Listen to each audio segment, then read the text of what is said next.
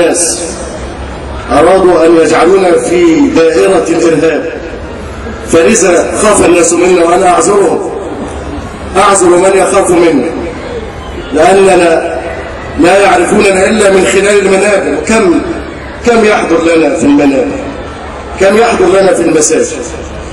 إذا حضر مئات أو ألوف فأين بقية الملايين؟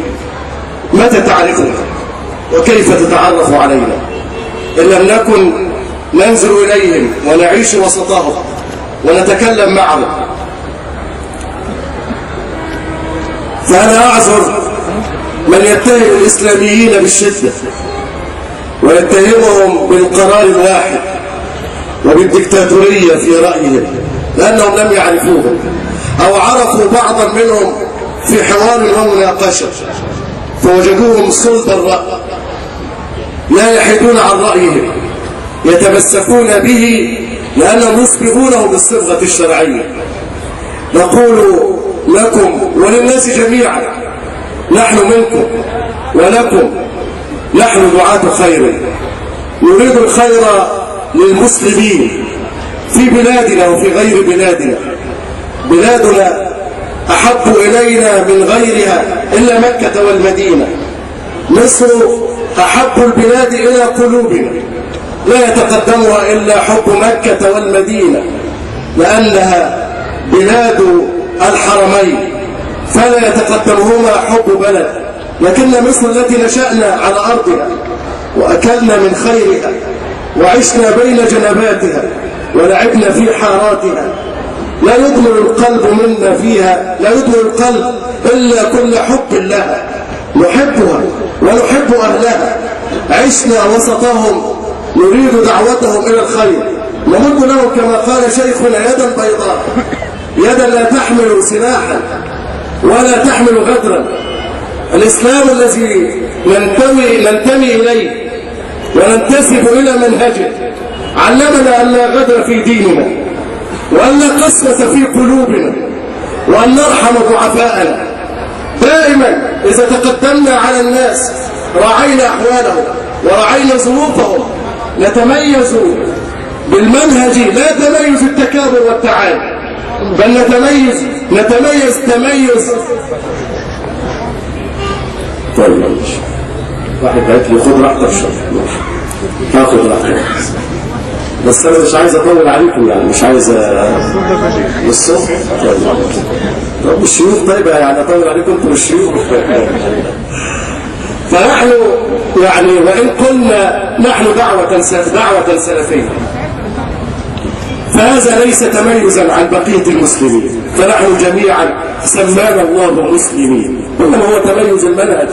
لأن كثيرا ممن يزعمون الحق ويزعمون نصرة السنة والدين يؤولون كتاب الله على أهوائهم ويؤولون سنة النبي صلى الله عليه وسلم برغباتهم، وقد سمعتم كثيرا عنهم. هذا التميز ليعلم الناس المنهج الصحيح للأخذ من هذا الدين، كيف نتعلمه، كيف ننهل من منهجه، كيف نأخذ من مورده العزم بكتاب الله بسنة النبي صلى الله عليه وسلم. الكل يقولها، حتى أهل البدع والضلال المعروفون بالضلال والفرقة في دين الإسلام يقولون كتابا وسنة.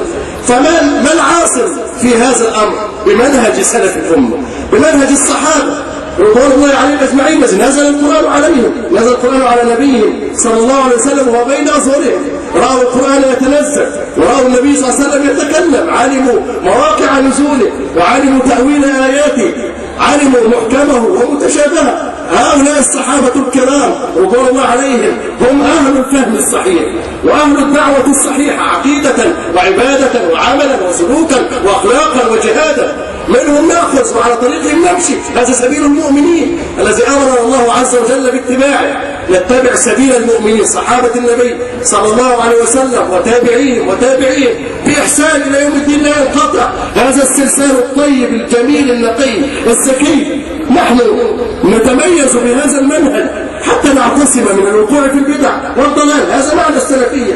ليست السلفية لنحاكم الناس أبدا والله، ليست السلفية لنأخذ جانبا عن الناس أبدا والله، إنما السلفية هي من الناس، هي دين الإسلام بالفهم الصحيح. في بلادنا هذه الأزهر نفسه يقول نحن منهج سلفي.